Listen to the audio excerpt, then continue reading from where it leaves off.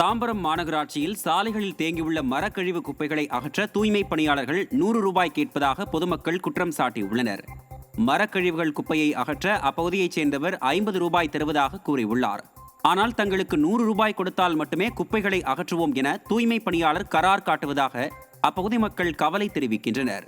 மேலும் 100 ரூபாய் தரவில்லை என்றால் குப்பையை அப்புறப்படுத்த மாட்டோம் என்று முரண்டு பிடிப்பதாகவும் அப்பகுதி மக்கள் தெரிவிக்கின்றனர். எனவே இந்த விவகாரத்தில் தாம்பரம் மாநகராட்சி அதிகாரிகள் உடனடியாக நடவடிக்கை எடுக்க வேண்டும் என்ற வேண்டுகோள் எழுந்துள்ளது. புதுக்கோட்டை மாவட்டம் கோட்டைப்பட்டினம் பகுதியைச் சேர்ந்த 4 மீனவர்களை இலங்கை கடற்படையினர் கைது செய்த சம்பவம் அதிர்ச்சியை ஏற்படுத்தியுள்ளது. கோட்டைப்பட்டினம் பகுதியைச் சேர்ந்த 4 மீனவர்கள் இலங்கை அருகே உள்ள நெடுந்தீவு பகுதியில் மீன்பிடித்துக் கொண்டிருந்தனர். அப்போது அங்கு வந்த இலங்கை கடற்படையினர் எல்லை தாண்டி வந்ததாக கூறி தமிழக மீனவர்களை கைது செய்தனர். அவர்களது படகையும் பறிமுதல் செய்துள்ளனர். திருப்பூர் மாவட்டம் தாராபுரம் முத்துநகர் பகுதியில் பவளக்குடி கும்மியாட்ட குழுவின் 127வது அரங்கேற்ற நிகழ்ச்சி வெகு விமர்சையாக நடைபெற்றது. தாராபுரம் முத்துநகர் அருகே நடைபெற்ற கும்மியாட்ட நிகழ்ச்சியில் பவளக்குடி கும்மியாட்ட குழுவைச் சேர்ந்த சிறுமிகள், பெண்கள் என சுமார் 200 கலைஞர்கள் ஒரே மாதிரியான உடையணிந்து கொங்கு மண்டலத்தின் பாரம்பரிய கலையான பவளக்குடி கும்மியாட்டத்தை ஆடினர். இந்த பவளக்குடி கும்மியாட்ட நிகழ்ச்சியை சுற்றுவட்டார பகுதிகளைச் சேர்ந்த 500க்கும் மேற்பட்ட பொதுமக்கள் கண்டு ரசித்தனர்.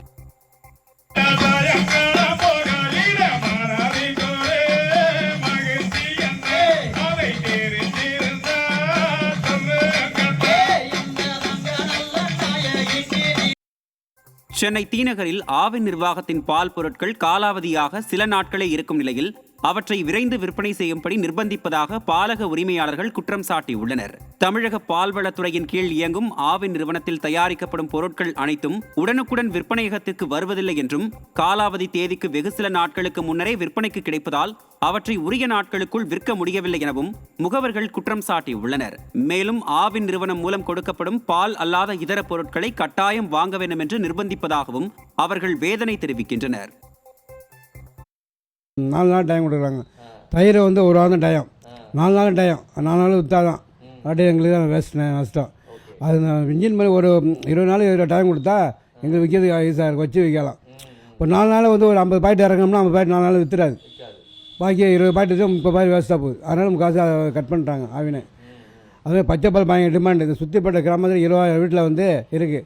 மொத்தம் 20 வீட்டுக்கு ஒரு 500 பாக்கெட் தான் வருது. சேலம் அருகே இருசக்கர வாகனத்தில் சாலையை கடக்க முயன்ற 3 பேர் மீது கண்டெய்னர் லாரி மோதிய விபத்தில் இளைஞர் ஒருவர் பரிதாபமாக உயிரிழந்தார். சேலம் பெங்களூரு தேசிய நெடுஞ்சாலையில் டால்மியா போர்ட் அருகே இருசக்கர வாகனத்தில் வந்த 3 இளைஞர்கள் சாலையை கடக்க முயன்றுள்ளனர்.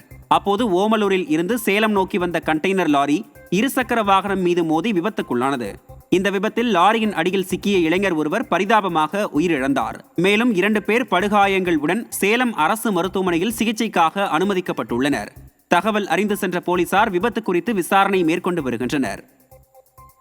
கள்ளக்குறிச்சி மாவட்டம் உளுந்தூர்பேட்டை அருகே தனியார் கிளினிக் சென்டரில் ஊசி போட்ட நபர் சிறிது நேரத்தில் மயங்கி விழுந்து உயிரிழந்த சம்பவம் அதிர்ச்சியை ஏற்படுத்தி உள்ளது. காட்டு நெமிலி கிராமத்தை சேர்ந்த பாபு என்பவர் குடிப்பழக்கம் காரணமாக உடல்நிலை பாதிக்கப்பட்டு அன்னை சத்யா தெருவில் உள்ள தனியார் கிளினிக் சென்டருக்கு சிகிச்சைக்காக சென்றுள்ளார். அப்போது அங்கு மருத்துவராக இருந்த முத்துமணி என்பவர் சிகிச்சை அளித்த நிலையில் செவிலியர் சசிகலா என்பவர் ஊசி போட்டதாக கூறப்படுகிறது. இதனைத் தொடர்ந்து கிளினிக் முன் அமர்ந்திருந்த பாபு திடீரென மயங்கி விழுந்துள்ளார். தகவல் அறிந்து சென்ற போலீசார் மயங்கி விழுந்த பாபுவை சோதனை செய்ததில் உயிரிழந்தது தெரிய வந்தது. இதையடுத்து போலீசார் உடலை மீட்டு தீவிர விசாரணை மேற்கொண்டு வருகின்றனர். கள்ளக்குறிச்சி ஆட்சியர் அலுவலகம் முன்பு 100 நாள் வேலை வழங்கிட கோரி 200க்கும் மேற்பட்ட மாற்றுத்திறனாளிகள் திடீரென முற்றுகை போராட்டத்தில் ஈடுபட்டனர்.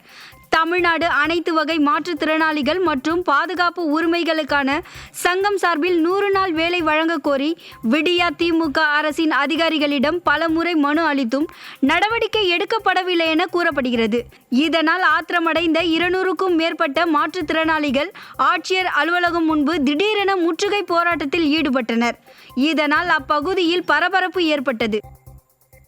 திருப்பூர் மாவட்டம் வேலம்பாளையம் பகுதியில் மர்மமான முறையில் உயிரிழந்த நபரின் உடலை வாங்க மறுத்து உறவினர்கள் போராட்டத்தில் ஈடுபட முயன்றதால் பரபரப்பு ஏற்பட்டது. வேலம்பாளையம் பகுதியைச் சேர்ந்த மோகன் என்பவர் வேலைக்கு சென்றுவிட்டு நீண்ட நேரம் வீடு திரும்பாததால் உறவினர்கள் அதிர்ச்சியடைந்தனர்.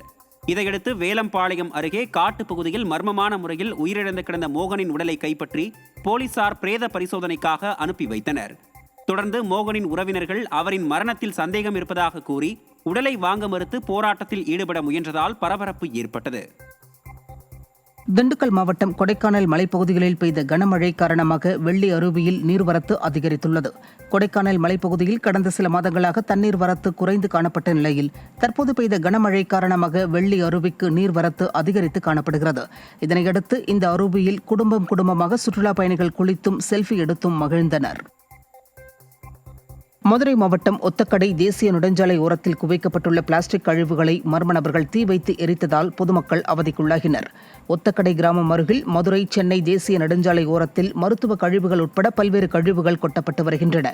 இதனை மர்ம நபர்கள் தீ வைத்து எரித்ததால் அப்பகுதி முழுவதும் புகை மண்டலம் சூழ்ந்தது. இதனால் விவசாய கல்லூரி மாணவர்களும் வாகன ஓட்டிகளும் கடும் அவதிக்குள்ளாகினர். மேலும் இதுபோன்று தீ வைத்து எரிப்பதால் நோய் தொற்று பரவும் அபாய நிலை உருவாகும் என தெரிவித்துள்ள பொதுமக்கள் விடியா திமுக அரசு அதிகாரிகள் இதனை கண்டுகொள்ளவில்லை என்று குற்றம் சாட்டினர்.